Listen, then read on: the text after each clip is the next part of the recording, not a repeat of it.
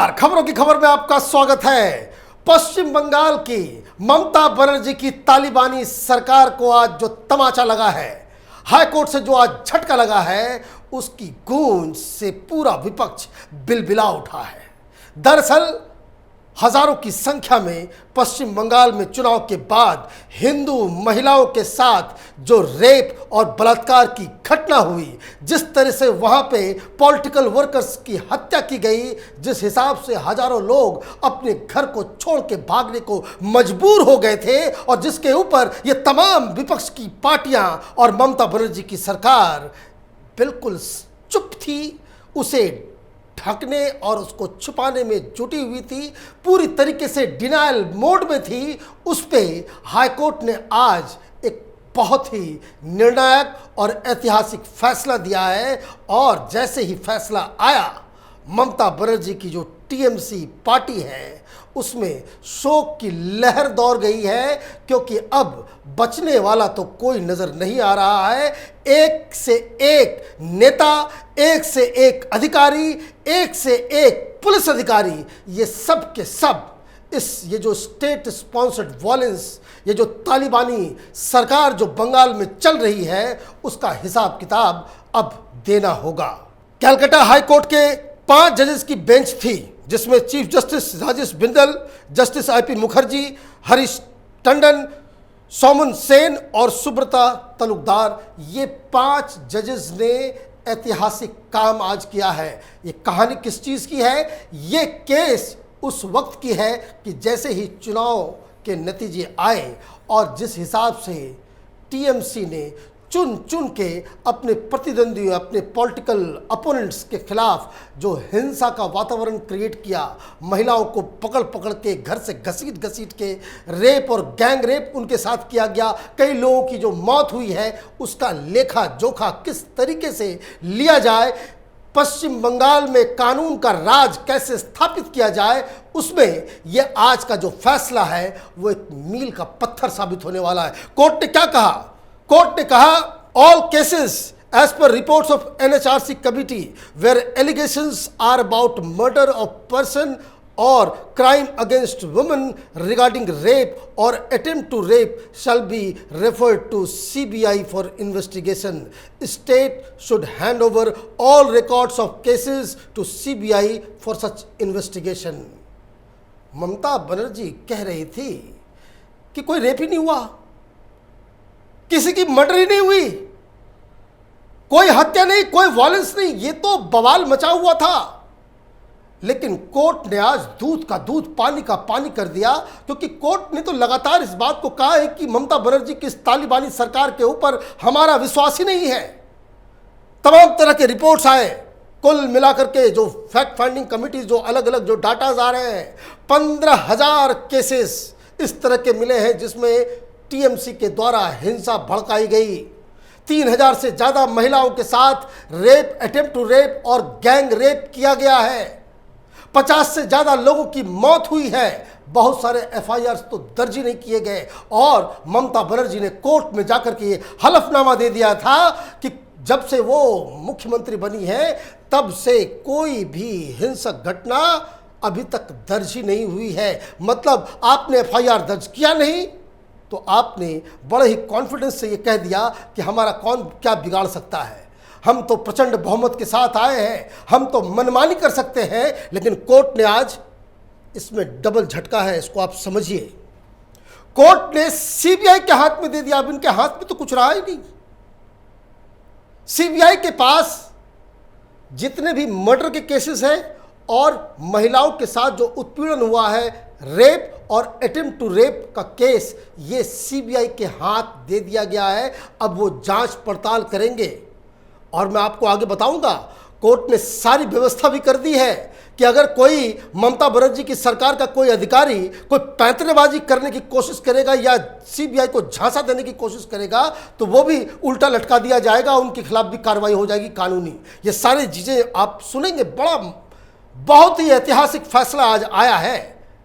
तो एक मसला मर्डर और रेप का जो सीबीआई को डाल दिया गया है और दूसरा हिस्सा जिसमें मारपीट, घर जलाने की बात, घर से भगाने की बात, धमकी देने की बात, जो और भी अदर केसेस है, उसके बारे में कोर्ट ने क्या कहा कि court also referred all other cases, मतलब मर्डर और रेप के अलावा, cited by NHRC committee in its report to special investigating team, SIT create की है कोर्ट ने फॉर कोर्ट मॉनिटर्ड प्रोब। और ये SIT जो बनी है वो कोर्ट मॉनिटर्ड प्रोब होगी, माने मतलब एक सुप्रीम कोर्ट के रिटायर्ड जज के तहत। SIT will comprise 3 IPS officers from West Bengal cadre, Suman Bala Sahu, Somen Mitra and Ranvir Kumar. ये 3 IPS अधिकारियों के द्वारा ये SIT में इन्वेस्टिगेशन होगा, लेकिन ये कोर्ट मॉनिटर्ड होगा, ये पूरी जांच। तो इसलिए इसमें इसको कह सकते हैं कि जो खेला होबे, खेल का स्कोप जो है बिल्कुल वो कम हो जाएगा। और आगे कोर्ट ने क्या कहा, all agencies of the state have to cooperate with CBI and SIT for the probe. ये चेतावनी दी गई है, और अगर कोई भी एजेंसी या एजेंसी अधिकारी या कोई भी नेता इसमें अपनी नाक घुसड़ने की कोशिश करेगा या फिर इस जांच में बाधा उत्पन्न करने की कोशिश करेगा, तो कोर्ट ने साफ साफ चेतावनी दी है कि बहुत ही सीरियसली इस मुद्दे को कोर्ट टेकअप करेगी। मतलब ये कि ममता बनर्जी के लिए ये तो दोधारी तलवार, एक तो CBI का अब इनके हाथ में कुछ रहा नहीं ये मर्डर और रेप के केसेस में, और दूसरा ये जो बाकी जो वायलेंस जो हुए हैं, तो पहली बात ये कि ममता बनर्जी का झूठ आज पूरी तरीके से बेनकाब हो गया कि वो जब से मुख्यमंत्री बनी है तब से कोई घटना घटी ही नहीं, क्योंकि ये बहुत ही लंबा जजमेंट है। उस जजमेंट में बहुत सारी बातें कही गई। पहली बात तो ये कही गई कि भाई ये जो NHRC की जो रिपोर्ट है वो तो बेकार की है, वो तो बीजेपी के लोगों ने बना दिया। बताइए, अरुण मिश्रा NHRC के चेयरमैन, वो सुप्रीम कोर्ट के रिटायर्ड जज हैं, उन्होंने ये कमेटी बनाई। आप एक रिटायर्ड सुप्रीम कोर्ट जज के फैसले के ऊपर हाई कोर्ट में जाकर के आप ये आर्ग्यू करेंगे? तो कोर्ट ने कहा कि भाई ये सब तो आप इंसिनुएशन है, आप तो बता रहे हैं कि वो बीजेपी का है, ये है वो है, आप ये बताओ फैक्ट ऑफ द मैटर क्या है। क्या आपके पास ऐसे कोई सबूत है कि जो NHRC की तरफ से जो घटनाएं जिसका ब्यौरा दिया गया है उस ब्यौरा के खिलाफ कोई आपके पास कोई फैक्ट है? क्या आपके पास उन घटनाओं की कोई दूसरी कहानी है? तो फैक्ट पे तो बात, फैक्ट के नाम पे तो ये सारा विपक्ष 0/सन्नाटक फैक्ट्स होते नहीं है। और जैसे ही ये फैसला आया, ममता बनर्जी की नौटंकी फिर से चालू हो गई। ये TMC के लोग आगे सामने आगे करने, भाई ये तो CBI को क्यों बुला लिया? अब भाई CBI को क्यों नहीं बुलाया जाएगा? CBI कोई अमेरिकन एजेंसी है, आपने लॉ एंड ऑर्डर का चूरमा बना डाला है और उसके बाद आप ये कह रहे हो कि भाई CBI को क्यों बुलाया गया? तो उसके लीडर्स ये कह रहे हैं, TMC की तरफ से ये कहा जा रहा है कि ये तो law and order state subject है, इसमें सेंट्रल एजेंसी को डालने से फेडरलिज्म और पता नहीं क्या क्या बाकी बातें करना शुरू TMC वालों ने कर दिया है। लेकिन सेंसिबल बात यह है कि उन्होंने कह दिया कि भाई इस हाई कोर्ट के इस फैसले को वो सुप्रीम कोर्ट में चैलेंज करेंगे। और मैं आपको बता देता हूं कि सुप्रीम कोर्ट में ऑलरेडी इस तरह के केसेस की सुनवाई चल रही है। TMC को राहत नहीं मिलने वाली, वहां से और भी इनके खिलाफ मामला बिगड़ता हुआ वो साफ साफ दिख रहा है, क्योंकि ये तो दिन के उजाले की तरह साफ है कि ममता बनर्जी जैसे ही चुनाव जीती, इनका जो तालिबानी काडर है, इन लोगों ने हिंदू परिवारों, हिंदू समर्थकों बीजेपी के और हिंदू महिलाओं के ऊपर जघन्य अपराध करना शुरू कर दिया। ये तो बंगाल का बच्चा बच्चा जानता है। सिर्फ ये लुटियन गैंग जो दिल्ली के अंदर बैठा हुआ जो दलाल पत्रकार सब जो है, जो चुनाव के दौरान ममता बनर्जी के प्रचार के लिए वहां पे गली गली घूम रहे थे, उनको सिर्फ नजर नहीं आ रहा था। बाकी तो कोर्ट ने तो अपने जजमेंट में सारी बातें उन्होंने कह दी। लाख मनु सिंघवी साहब और कपिल सिब्बल साहब दलीलें देते रहे ममता बनर्जी को बचाने के लिए, लेकिन कोर्ट ने कहा कि आपकी सारी बात एक तरफ, लेकिन आप मुझे ये बता दें कि कोई पीड़िता है, वो थाने गई है, उसने कहा कि हमारे साथ ये जुल्म हुआ है, आपने एफआईआर क्यों नहीं दर्ज किया? इस सवाल के आगे कोई जवाब नहीं है।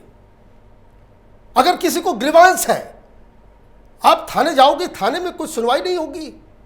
कोर्ट ने तो और भी बहुत सारी बातें कही है कि जिस तरह का तालिबान तो बच्चा है, तालिबान की तो अभी कहानी ठीक से आ भी नहीं रही है। जैसी जैसी घटनाएं बंगाल के अंदर हुई है कि तालिबान भी पानी भरना शुरू कर दे, लोगों के साथ टॉर्चर हुआ, मारपीट हुई, सरकारी अस्पताल में लोग गए, डॉक्टर ने मना कर दिया, तूफान आ गया, बीजेपी के समर्थक, उनके घर को आग लगा दिया गया, जला दिया गया, वो बेघर हो गए। वो राशन शॉप पे जाते हैं, वो कहते हैं कि भाई हम भूखे हैं। राशन शॉप वाले ने कह दिया कि तुमने बीजेपी को वोट दिया था, राशन नहीं मिलेगा। ये सब हाईकोर्ट लिख रहे हैं अपने जजमेंट के अंदर, हाईकोर्ट का ये ऑब्जर्वेशन है। तो ये तो तालिबान से भी कहीं ज्यादा आगे निकल गई ममता बनर्जी। लेकिन अच्छी बात यह है कि आप लाख चतुराई कर लें, सत्ता का दम्भ ज्यादा दिन तक टिकता नहीं है। और जिस जगह पे इस तरह के कोर्ट्स हो, जिस तरह का संविधान हो, जिस तरह की एजेंसियां, जिस डेमोक्रेसी में जो आज हिंदुस्तान के अंदर है, वहां पे इस तरह के टोटलिटेरियन फासिस्ट तालिबानी लीडर्स के लिए कोई जगह नहीं है। आज जो फैसला आया है ऐतिहासिक इसलिए है क्योंकि आज बंगाल के अंदर वो तमाम हिंदू परिवार जो अब तक खुद को बेसहारा समझ रहे थे, उनको आज हिंदुस्तान के इस सिस्टम पे, कोर्ट के ऊपर भरोसा जगा होगा। उन्हें लगा होगा कि नहीं, हिंदुस्तान में अन्याय के बाद और भी जगह है जहां पे आपको न्याय मिल सकता है। और इंतज़ार पूरा देश कर रहा है कि सीबीआई अपने जांच में क्या नए फैक्ट्स लेकर के आती है, ये एसआईटी आगे क्या करती है। वैसे कोर्ट ने अक्टूबर 4 को अगली सुनवाई रखी है। 6 सप्ताह का वक्त दिया गया है ताकि ये एसआईटी और सीबीआई अपना इनिशियल जांच जो है वो कोर्ट के सामने रख सके। कैपिटल टीवी लगातार बंगाल में हो रहे इस अत्याचार के ऊपर नज़र बनाए हुए है। आप देखते रहिए कैपिटल टीवी। हमारे वीडियोस को लाइक कीजिए, शेयर कीजिए और हमारे चैनल को सब्सक्राइब कीजिए। धन्यवाद।